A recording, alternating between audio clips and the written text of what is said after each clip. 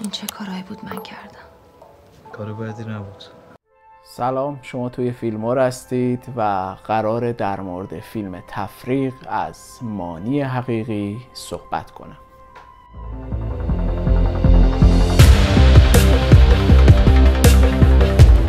خب در مورد فیلم تفریق از مانی حقیقی، فیلمی که به تازگی در فضای تلگرام اومده و ظاهراً این نسخه قاچاق شده. البته دلیل قاچاق شدن این نسخه هم احتمالاً به خاطر اینکه سازمان سینمایی در ایران این فیلم رو اکران نمی‌کنه، به خاطر دلایل و مشکلاتی که حالا در مورد ترانه علی دوستی و حالا بقیه بازیگران و خود کارگردان هست.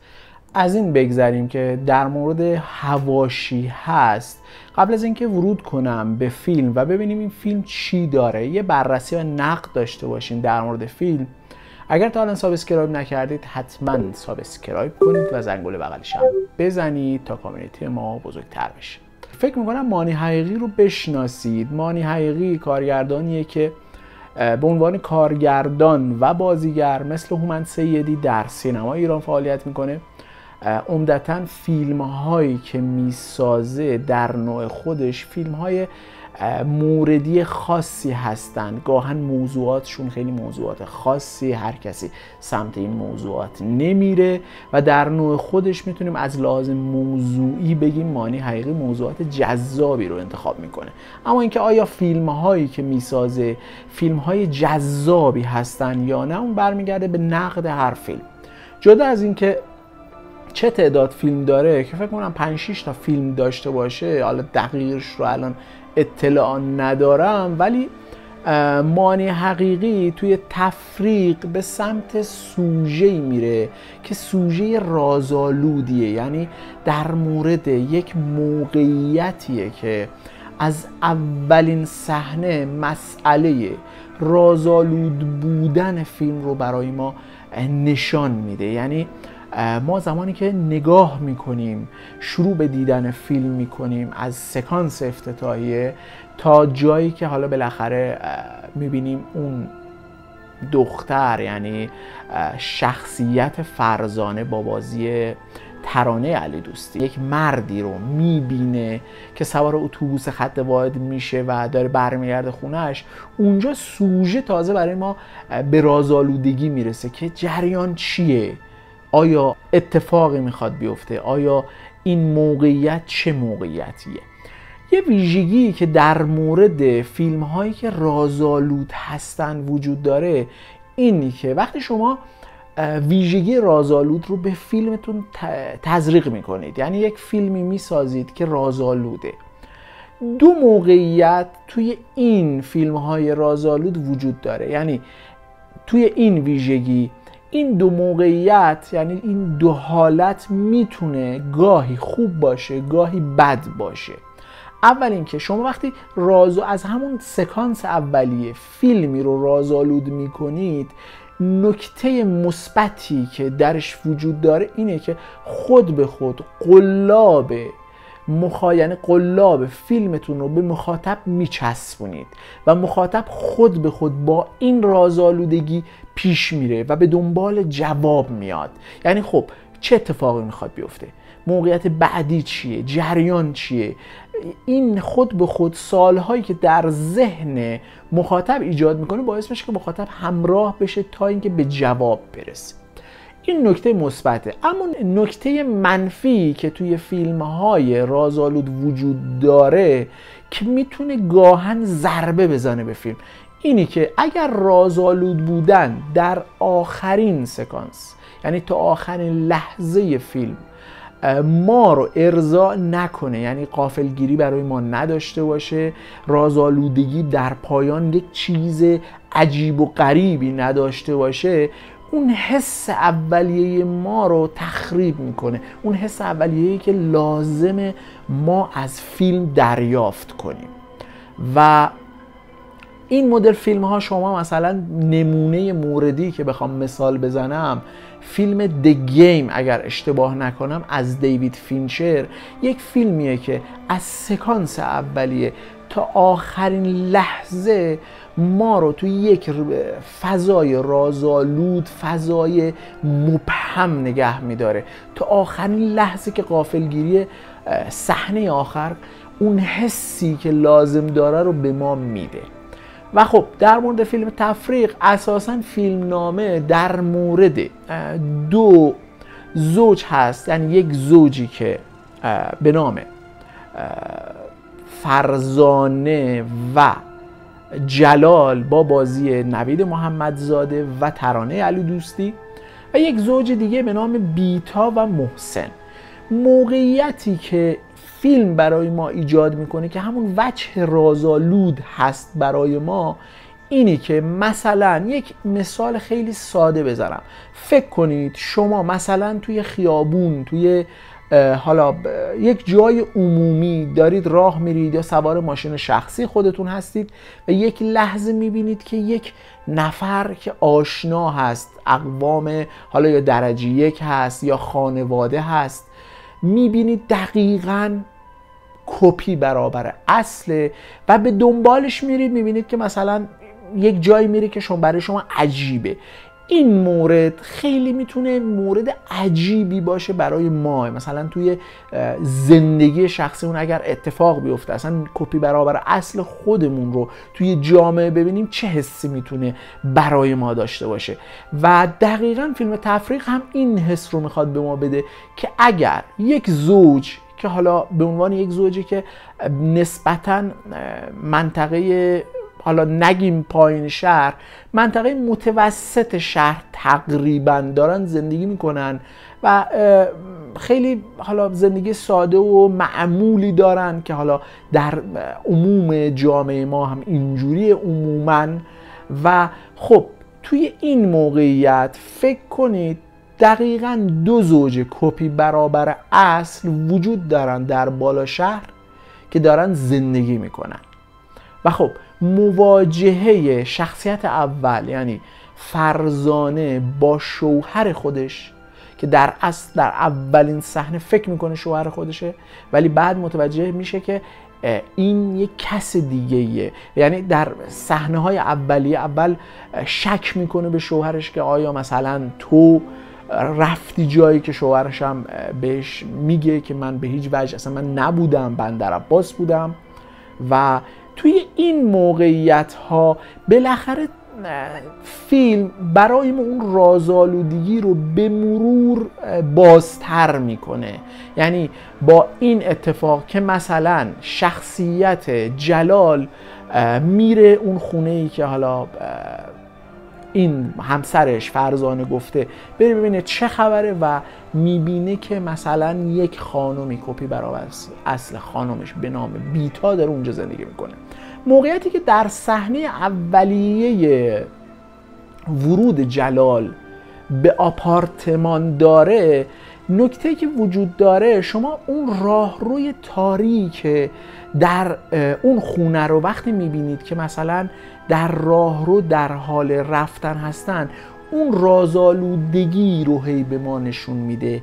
و در کنار اون فیلم یک چیز منحصر به فرد داره، تقابل بین واقعیت و رویا. یعنی فیلم تفریق موقعیت‌هاش رو بین واقعیت میذاره و رویا، بین واقعیتی که ما مواجه میشیم باهاش و رویایی که فیلم میخواد این رویاگونه بودن رو به ما هم یک حسی برای ما ایجاد کنه. یعنی ما بین اینکه آیا فیلم میتونه یک واقعیت محض باشه یا یک رویا و خوابی که بالاخره واقعی هست یا نیست. و این صحنه هایی که مثلا در اون آپارتمان در راه پله ها راه میرن و اون تاریکی و اون چراغی که هی خاموش میشه روشن میشه و صحنه هایی که برای ما وجه رویاگونه هم داره در کنار واقعیت.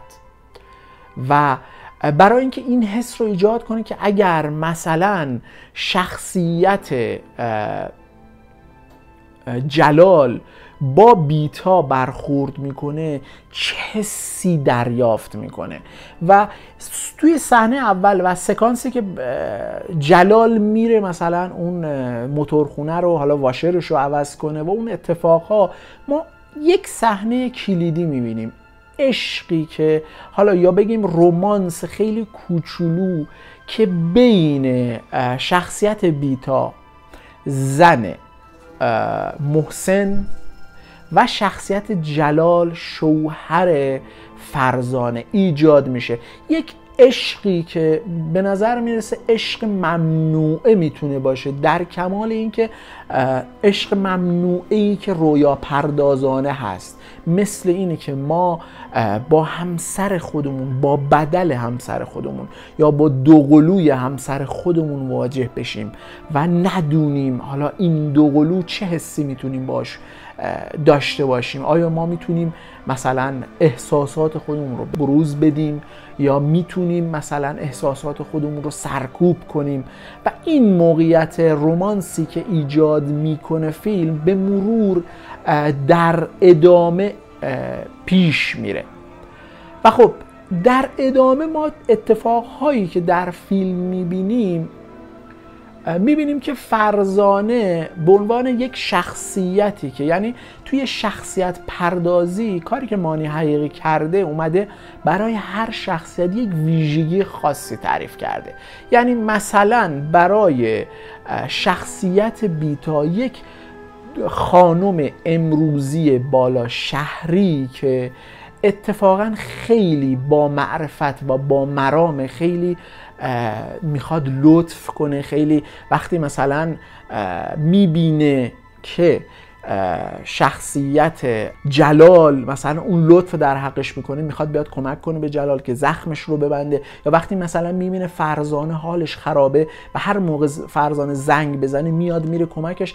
این برای بیتا این شخصیت رو تعریف کرده، شخصیتی که در عین حال با اینکه با معرفت، با مرامه و خوبه، در چشم شوهرش یا در نگاه شوهرش که محسن باشه، خیلی محسن زنش رو اون چنان که باید ظاهراً دوست نداره. دلیل این که هم میگم دوست نداره به خاطر موقعیت هایی که با بچه هاشون دارن. یعنی نگاه کرده باشیم عموما محسن با بچه خودش خیلی پرخاشگری میکنه، با همسرش درگیر میشه خیلی وقتا و از زنش خیلی وقتها مایه میذاره. مثلا صحنه‌ای که میخواد بره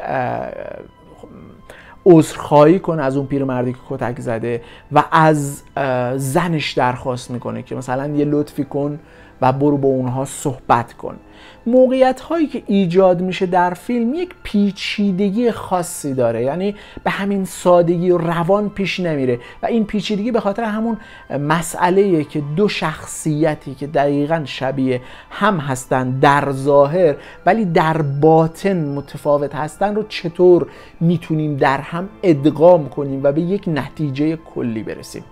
وقتی مثلا ما از بیتا به سمت شوهرش، شخصیت کلیدی و یکی از مهمترین شخصیت ها به نام محسن میریم که اون نوید محمدزاده‌ای که ظالم، بی‌معرفت، نامرد و به معنای واقعی یک قاتل هست رو مواجه میشیم، میبینیم شخصیت محسن از اونجایی که همه چیز رو میخواد خودش کنترل کنه، یعنی بچهش رو میخواد کنترل کنه، همسرش رو میخواد کنترل کنه، توی شرایط شغلیش دوست نداره بهش انگ مثلا فاسد بودن، دزد بودن زده بشه، برای همین یکی از همون حراستی ها رو، پیرمرد حراستی رو کتک میزنه. در کنار این میخواد مثلا یک جورایی زیر مثلا عذرخواهی در بره، از زنش کمک میگیره، در کمال این که مثلا بیتا هم به لطف شخصیت، باز اسمش رو فراموش کردم،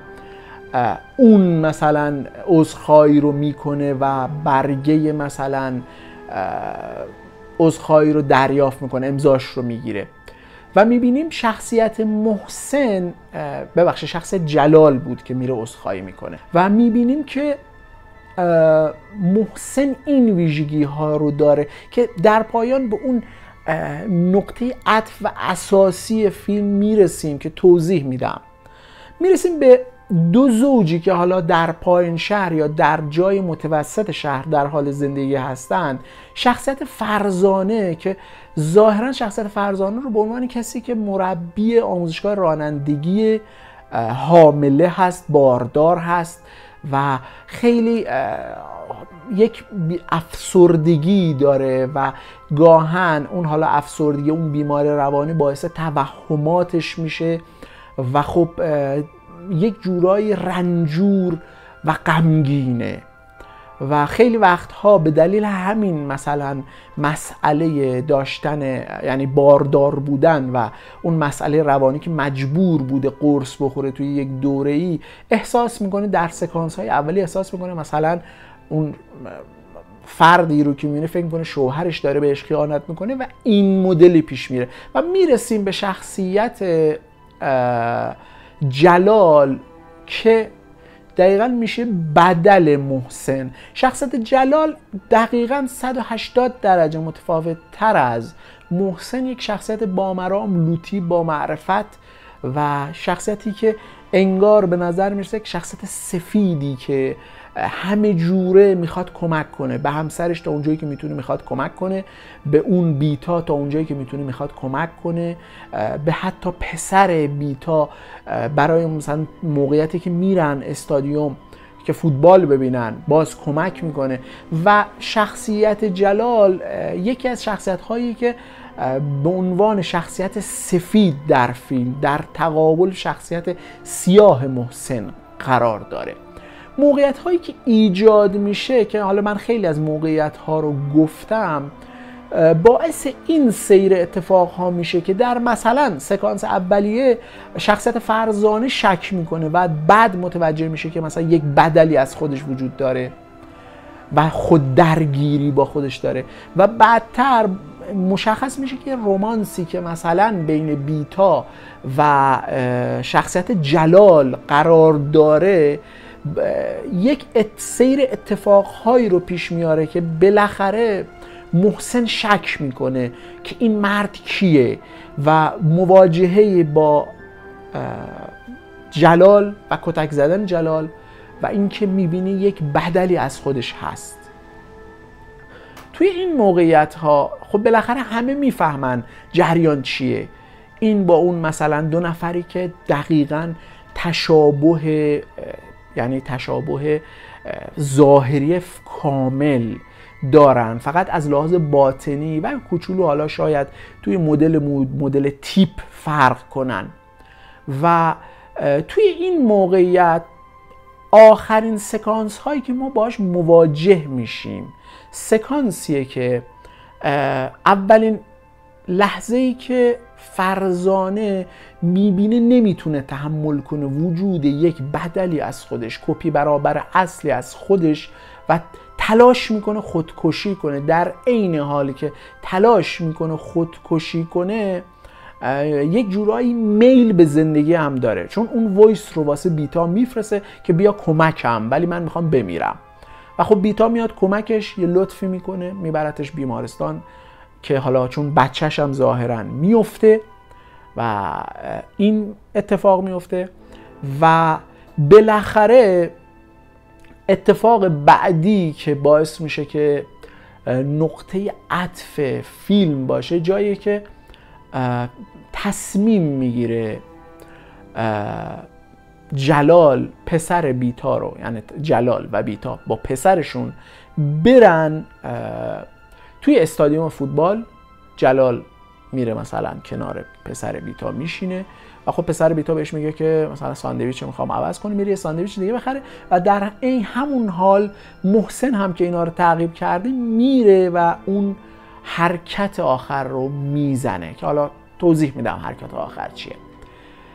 و بالاخره توی یک موقعیتی محسن برای اینکه مچ زنش رو بگیره خودش رو جلال میذاره، یعنی خودش رو به عنوان جلال نشون میده و میخواد مچ زنش رو بگیره. مثلا یه پیشنهادی میده به بیتا که حالا زن واقعیشه ولی در اصل میخواد به یعنی بیتا فکر میکنه شوهرش نیست و متوجه میشه که زنش اتفاقا با اینکه حالا یک عاشقانه‌ای داره، عاشقانه کوچولو، ولی برای یعنی مسئلهش هوس و پیشنهادش بی‌شرمانه نیست، یعنی نمیخواد بیاد حالا با جلال کاری انجام بده.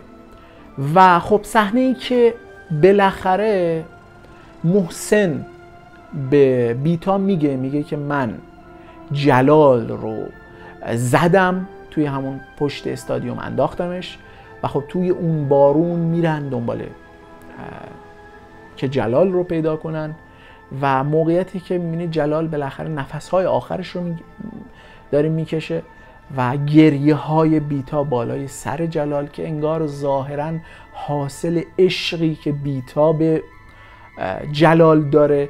و خب اینجا مسئله تفریق کاملا مشخص میشه. موقعی که 4 نفر توی یک موقعیتی هستند، کشتن 2 نفر میشه یعنی کسر کردن جمع، کم کردن جمع، تفریق کردن جمع و تبدیل کردن به یک جمع دیگه، یعنی یه عده‌ای رو حذف کنیم که یک جمعی خودمون داشته باشیم. و خب میبینیم محسن در حالتی که به نظر میشه دیگه در اون حالت باطنی محسن کاملا مشخص میشه. محسن حاضره در این حال که جلال رو کتک زده در بستر مرگ هست، حاضر زنش رو هم بکشه و خب تو سر همسرش میزنه با اون چیز. و خب بالاخره یک ایجاد یک صحنه‌ای که مثلا اینها تصادف کردن، با هم بودن، افتادن توی دره. و صحنه آخر، صحنه‌ای که حالا من نقد جدیم در فیلم در این صحنه هست، صحنه‌ای که محسن میره توی بیمارستان که فرزانه رو ببینه، فرزانه‌ای که حالا از خودکشی نجات پیدا کرده، زیر هوا هست، حالش حالا به نسبت خوب شده. در موردش توضیح میده، میگه که مثلا من واقعا متاسفم که حالا مثلا شوهرت و همسر من مثلا چنین اتفاق افتاده، ما مجبور شدیم اسمها رو دقیق بگیم، مثلا پدر شوهرت باور کرده که هم عروسش هم پسرش فوت شدن و توی این موقعیت تنها راه حل اینه که مثلا من پسرم الان مادر نداره، تو به عنوان مادر، حالا بچت هم از دست دادی، به عنوان مادر پسر من شو و ما حالا یک جمع بشیم. ما تفریق میکنیم، یعنی کسر میکنیم و یک جمعی رو برای خودمون داریم. نقد جدی من به این سکانس، واقعیت اینه که برای شخصیت فرزانه اونچنان تعریف نشده بود که به راحتی بپذیره این چیزی که محسن ازش میخواست. یعنی فرزانه رو ما یک شخصیت منفی نمیدیدیم، یک شخصیت خنثایی میدیدیم که گاهن خب شک میکرد ولی خب شوهرش هم دوست داشت. ولی این که مثلا شخصیت فرزانه به راحتی قبول کنه و بپذیره، به نظر من نکته منفی و نقد جدی میتونه به فیلم سینمای تفریق باشه که به نظر من اشتباه توی فیلم نامه و توی کارگردانی. نباید اینجور ساده انگارانه فرزانه قبول میکرد به عنوان مادر، مثلا اون پسر بیاد با محسن زندگی کنه.